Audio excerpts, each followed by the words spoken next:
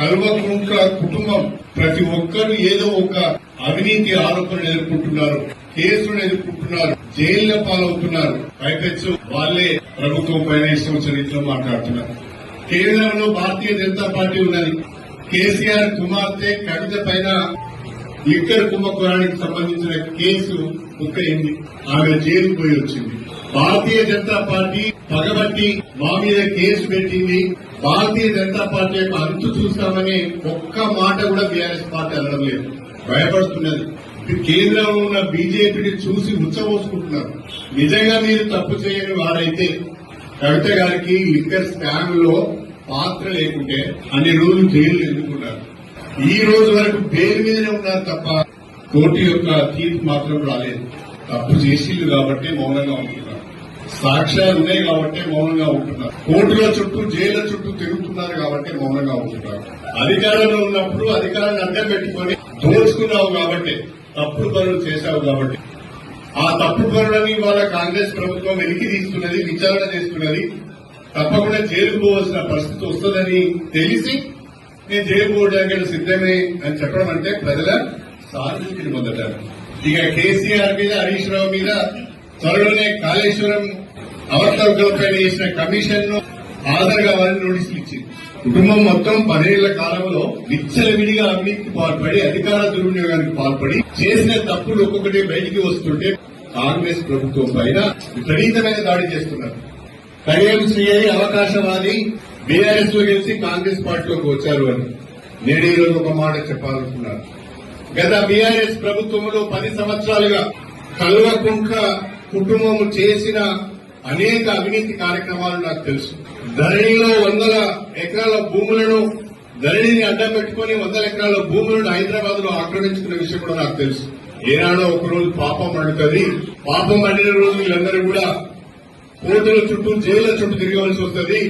ఆ కోర్టుల చుట్టూ, జైళ్ల చుట్టూ బీఆర్ఎస్ నాయకులు తిరుగుతున్న సమయంలో నేను వాళ్ళ ఇంట తిరిగి ఆ పెంట కొంత నేను రాసుకోవడానికి ఇష్టం లేకుండా బయటకు వచ్చానని చెప్పి కడియం శ్రీహరిని 100 కోట్లు కాదు కదా 1000 కోట్లు పెట్టి కొనే మగాడు ఈ భూమి మీద పుట్టలేదు.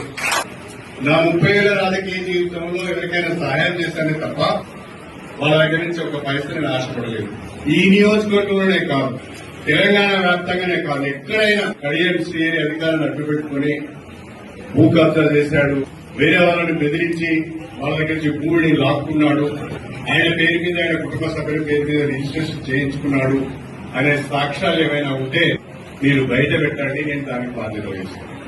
అంతకు మించి నా అధికారాన్ని ఉపయోగించి గాని, నేను గాని, అటవీ భూములను గాని, రైతుల భూములను గాని లాక్కున్నట్లయితే, నేను కబ్జా చేసినట్లయితే, నేను తీసుకున్నట్లయితే, అది మీరు సాక్ష్యాలతో నిరూపించినట్లయితే నేను నా ఎమ్మెల్యే పదవికి రాజీనామా చేస్తాను.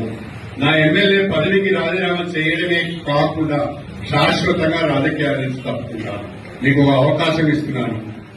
మా సోదరుడు రాజయ్య గారికి ఒక అవకాశం ఇస్తున్నాను. రాజయ్య గారు, మీ దగ్గర సాక్ష్యాలు ఉంటే ప్రజల ముందు పెట్టండి. పత్రికాముఖంగా ఆ సాక్ష్యాలను ప్రజల ముందు పెట్టండి. ఇదిగో కడియం శ్రీహరి ఆక్రమించుకున్న భూములు ఇవి, సర్వే నెంబర్లు ఇవి, ఇవి అటవీ భూములు ఇవి, ఇవి ఇన్ని ఎకరాలు కబ్జా చేసుకున్నాడని, లేకుంటే పట్టా చేయించుకున్నాడని మీ దగ్గర సాక్ష్యాలు ఉంటే ప్రజల ముందు పెట్టండి.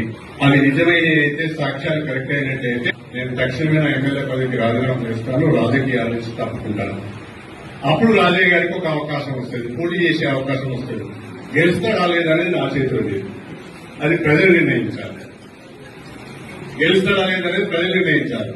కాబట్టి నువ్వు ఏదో ఆశపడుతున్నావు, ఉప ఎన్నికలు వస్తాయి, నేను ఎమ్మెల్యేగా పోటీ చేస్తా, గెలుస్తానని ఆశపడుతున్నావు కదా, ఉప ఎన్నికలు వచ్చేంత ఎందుకు అవుతావు?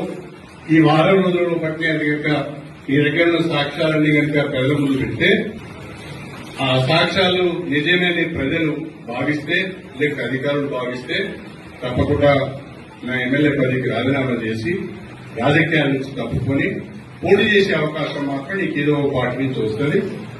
గెలుస్తావో ఓడతావు అనేది ప్రజలు నిర్ణయిస్తారు. కాబట్టి అవకాశాన్ని ఉపయోగించుకోమని నేను రాజయ్య గారిని కోరుతున్నాను. నేను చెప్పిన దానికి నువ్వు ఒప్పుకోకపోతే, నా సవాలు నువ్వు స్వీకరించకపోతే నేను ఇంకో మాట కూడా అంటున్నాను. మీరు ఎమ్మెల్యేగా ఉన్నప్పుడు దళిత బంధు ఏ రకంగా మీరు అమ్ముకున్నారో, ఏ రకంగా కమిషన్ తీసుకున్నారో నియోజకవర్గ ప్రజలందరికీ కూడా తెలుసు. మీ చేతిలో మోసపోయిన, మీ చేతిలో దగాపడ్డ, మీ చేతిలో దళిత బంధు వస్తుందని మీకు 1,00,000 నుంచి 2,00,000 రూపాయలు ఇచ్చిన ఇప్పటి వరకు అవి వసూలు కాక మీ చుట్టూ తిరుగుతున్న ఒక 100 మందిని తీసుకొచ్చి నేను ప్రజల ముందుగా పత్రికాముఖంగా ప్రవేశపెట్టాను.